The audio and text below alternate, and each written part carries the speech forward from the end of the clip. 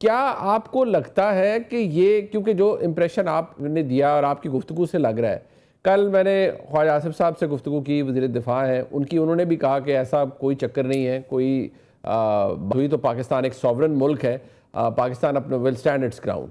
दूसरी बात यह है कि जिस तरह आप फरमा रहे हैं कि आपको नहीं लगता कि ये वक्त आएगा, और आपको लगता है कि अगर ये वक्त आया भी तो पार्लियामेंट को फैसला करना चाहिए, बट सवाल ये है कि फिर इसके ऊपर एक इम्प्रेशन भी क्रिएट किया जाता है हुकूमत की जानिब से। जैसे आज ख्वाजा आसिफ साहब ने बगैर नाम लिए चंद शख्सियात को पैगाम ये दिया है कि जो कहते हैं कि जी इमरान खान साहब के लिए फ़ोन आएगा अमेरिका से और हुकूमत ढेर हो जाएगी। ऐसा नहीं है। अमेरिका को पाकिस्तान की हुकूमतों ने पहले भी ना किया है।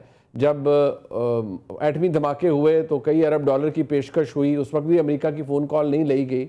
और शकील अफरीदी आज भी पाकिस्तान के तहवील में है, शकील अफरीदी को भी नहीं दिया गया।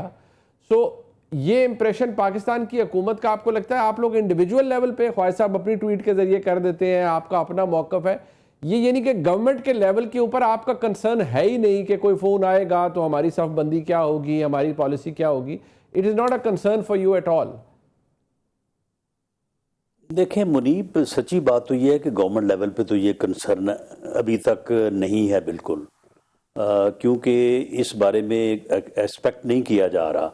लेकिन अब मामला ये है कि जब मीडिया में एक बात चलती है, एक तरफ से होती है, तो उसका फिर जवाब देना जो है ना वो बात सूरतों में नागुज़ीर हो जाता है। अब पीटीआई वाले जो हैं वो मुसलसल ये बात चला रहे हैं, बल्कि वो तो डोनाल्ड ट्रंप की फतह को अपनी फतह के साथ जो है वो सेलिब्रेट कर रहे हैं और बड़ा इस बारे में जो है वो यानी डींगे मार रहे हैं कि जी बस अब ये हो जाएगा, अब वो हो जाएगा।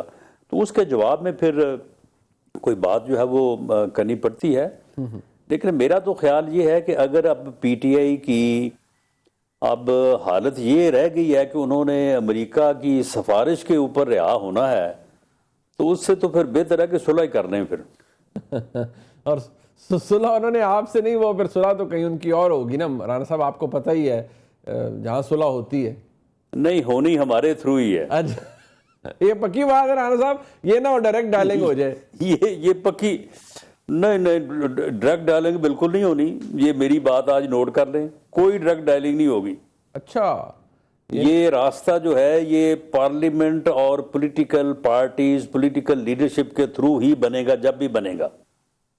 यानी कि ये बात जितनी जल्द अच्छा पीटीआई और इमरान खान को समझ आ जाए उतना ही उनके लिए भी बेहतर है, इस मुल्क के लिए भी बेहतर है, इस मुल्क की सियासत के लिए भी बेहतर है। राना साहब, आप मुझे माजरत के साथ मुझे बहुत कॉन्फिडेंट नजर आ रहे हैं। ये ओवर कॉन्फिडेंस है या आपका यकीन है और आपको बिल्कुल कंफर्म है कि ऐसे ही होना है? नहीं, बिल्कुल कंफर्म है, बिल्कुल कंफर्म है। ठीक है, यानी ये फैसला है। फैसला है, ओके, अच्छा, ये फैसला है, वेरी गुड। ये आपने खबर दिया हमें कि ये फैसला है कि अब अगर कोई सुलह होनी है, तस्फिया होना है, मामलात दुरुस्त होने हैं, तो वो सियासी कुव्वतों पार्लियामान के जरिए ही, पॉलिटिकल प्रोसेस के थ्रू ही होने हैं। हाँ, पॉलिटिकल प्रोसेस के थ्रू ही होना है। यानी कि कोई इनफरादी या डायरेक्ट राब्ते से, डायरेक्ट डायलिंग से काम। खान साहब कहते रहे ना कि फौज अपना नुमाइंदा मुकर्रर करें, मैं बात करना चाहता हूँ, वो नहीं होगा काम। नहीं, डीजी आईएसपीआर ने तो 8 मई की प्रेस कॉन्फ्रेंस में वाज़ेह कह दिया था कि जी आपने अगर बात करनी है तो पॉलिटिकल जमातों से करें, हमारे साथ तो आपकी बात ना आईनी ना कानून इस बात की इजाज़त नहीं देता। ठीक है, आप बात करें, पॉलिटिकल पार्टी के साथ बैठ के करें। और उसके बाद फिर हमने बाकायदा जो है वो इस बात के लिए कोशिश भी की, इस बात के लिए मैंने मीडिया पे कई मरतबा बात की। और उसके बाद फिर वज़ीर आज़म मियाँ शहबाज शरीफ साहब ने on the floor of the house इन्हें दो टोक अंदाज में कहा कि जी आए बैठें, बात करें और मुज़ाकरात करें और मामलात को जो है रिजॉल्व करें। इन्होंने आगे से फिर जो कहा वो आपके इल्म में है।